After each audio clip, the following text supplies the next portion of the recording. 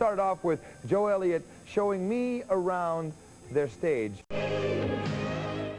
As you can see, this is the Def Leppard in the round stage, as seen by hundreds of thousands, hopefully millions of people on this Hysteria tour. Briefly, how is it? We're set up right in the middle of the arena, right? So if you want to pan round, you'll see four sides of audience everywhere. Well, four sides of empty seats, hopefully filled with backsides by the time we go on. Smack bang in the middle, we have legendary one-armed drummer, Mr. Rick Allen's kit, which is a series of electronic pads and foot pedals, which has been pretty much documented before, so. Right! This rotates, as you can see here.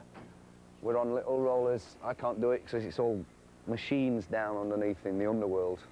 This rotates. The stage doesn't rotate.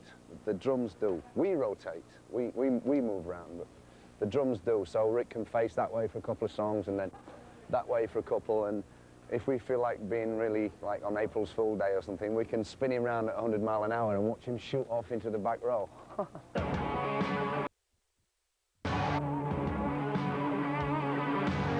These little mirrors here, they're not for us to put makeup on or anything. They're part of the lasers. They all bounce off out of holes. I'll show you the laser hole. This, under here, this little thing lifts out. I can't do it from where I'm stood. This lifts out and the lasers are all down in there and they shine up and bounce off various mirrors, all in the lighting rig. You'll have to find one. There's one. Oops, sorry, there's a mirror. And then they're all over the stage and the beams bounce all over the place and it creates the illusion of being thousands of beams. It's actually one beam that's just bounced all over the place. There's 32 tons of equipment in sound, light and scaffolding flown above us every night. And we are actually stood on 20 tons of equipment. It takes about 4 hours to set it up because we have a very good crew. And it takes about 2.5, 3 hours to strip down, yeah? It takes about 2.5 hours, which is great. And 52 tons of equipment goes in 8 trucks. It's the crew of life.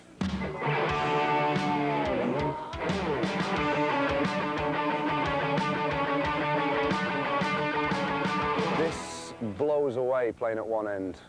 It's far more fun for us, for a start. As you can see, it's sort of like playing in 4 theatres all at once. So you get a sort of a theatre atmosphere within an arena. Because when you set up at one end and the back row is 110 yards away, those poor kids can't see anything and we can't see them, and you know, it's sort of binocular time.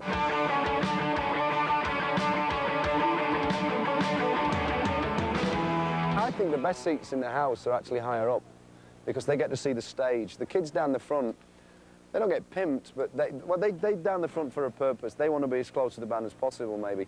But they don't get to see the stage. The kids up in the nosebleeds, they do. And I think they actually get a better view.